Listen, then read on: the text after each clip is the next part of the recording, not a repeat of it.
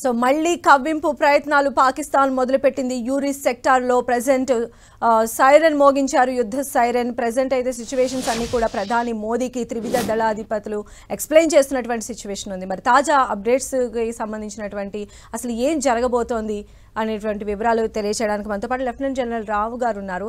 So రావు గారు, ఇప్పుడున్నటువంటి current situation ప్రకారం అసలు ఏం జరగబోతుందంటే మీరు ఏం చెప్తారు సార్ ప్రెజెంట్?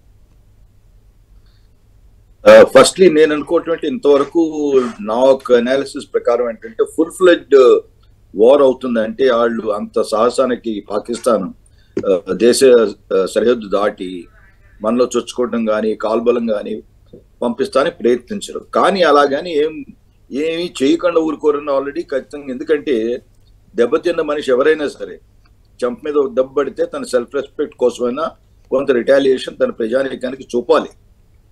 లేకపోతే ఎందుకంటే ప్రజలకి అక్కడ ఉన్న గవర్నమెంట్ మీద నమ్మకం పోతుంది, రైట్?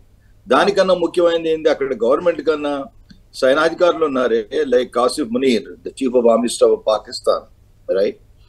ఇలాంటి వాళ్ళందరూ ఆల్రెడీ సిమిలర్లీ ఐఎస్ఐ చీఫ్ ని తీసుకొచ్చి నేషనల్ సెక్యూరిటీ అడ్వైజ్ చేశారు ఆసిఫ్ చౌదరి, రైట్?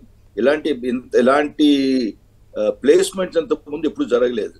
కనుక ఇప్పుడు ఇంత ఆర్మీ ఒక ఇమేజ్ కూడా చాలా దెబ్బతింది. అంతకుముందు మనం ఆలోచిస్తే ఇమ్రాన్ ఖాన్ జైల్లో వేసే ముందు ఎలక్షన్స్ టైంలోనూ ఆర్మీ మీద కొంత రివోల్ట్ లాగా జరిగింది.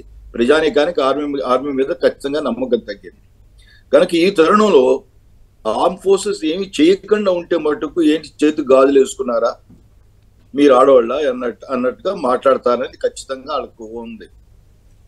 కనుక ఫస్ట్ థింగ్ నేను చెప్పాల్సింది ఏంటంటే మనం టెర్రరిస్ట్ క్యాంప్స్ మీద కొట్టినప్పుడు ఖచ్చితంగా ఎక్కడో రియాక్షన్ రిటాలియేషన్ జరుగుతుందని మాత్రం చూచాయిగా ఖచ్చితంగా చేస్తారని చెప్పడంలో సందేహం లేదు. అలాగే జరిగింది కూడా, రైట్?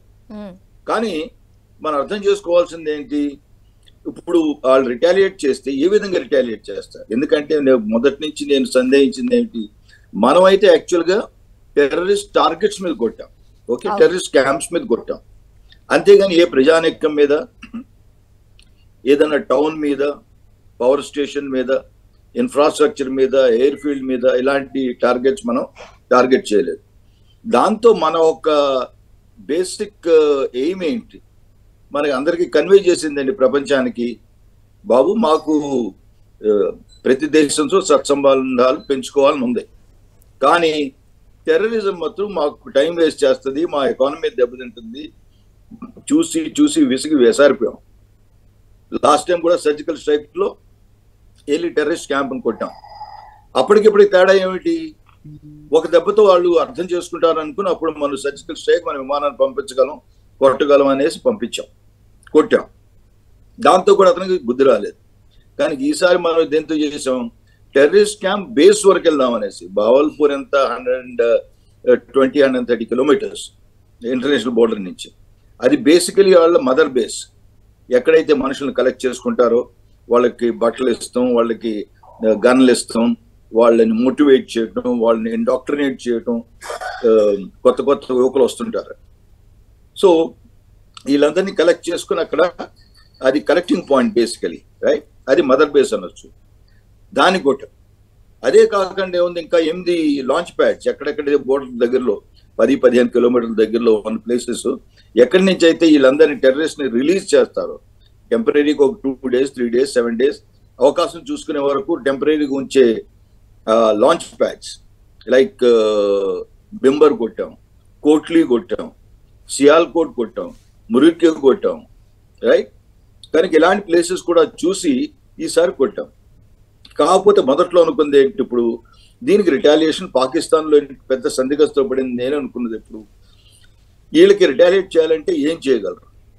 ఎందుకంటే ఆఫ్టర్ ఆల్ ఇప్పుడు ప్రధానమంత్రి, డిఫెన్స్ మినిస్టర్, ఫారెన్ మినిస్టర్, త్రివిధ దళాల సేనాధిపతులు, ఎన్ఎస్ఏ డోవాల్ గారు, వీళ్ళందరూ మంత్రాలు జరిపేది ఏమిటి?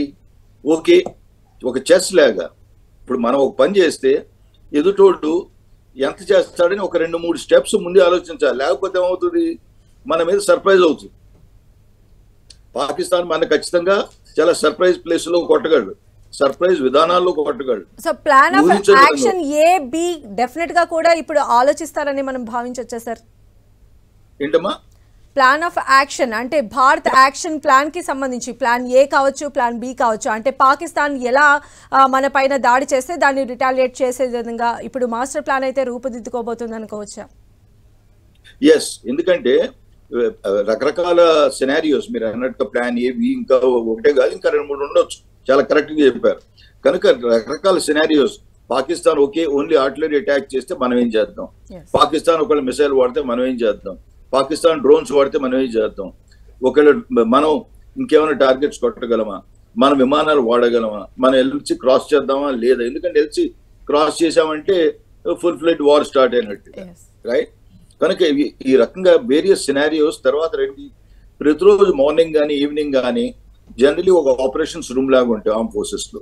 ఏమిటి రివ్యూ ఆఫ్ ద సిచ్యుయేషన్ అంటారు. అంటే ఏముంది, ఈ రోజు యాక్చువల్లీ ఇంతవరకు జరిగింది ఏంటి, ఈ లాస్ట్ 12 hours లో ఏం జరిగింది, ఎక్కడెక్కడ కొట్టాడు, ఎక్కడెక్కడ ఫైరింగ్ చేస్తున్నాడు, అక్కడ మనం ఎలా రిటాలియేట్ చేస్తున్నాం, సుమారు మన ఎమ్యునిషన్ ఎంత అయింది, మన మనుషులు ఏమైనా చనిపోయారా ఏమిటి. So this is the review situation. అంటే బేసికల్లీ ఇప్పటి వరకు జరిగిన సంగతులు ఏంటి, ముందు మనం ఏం చేయాలి.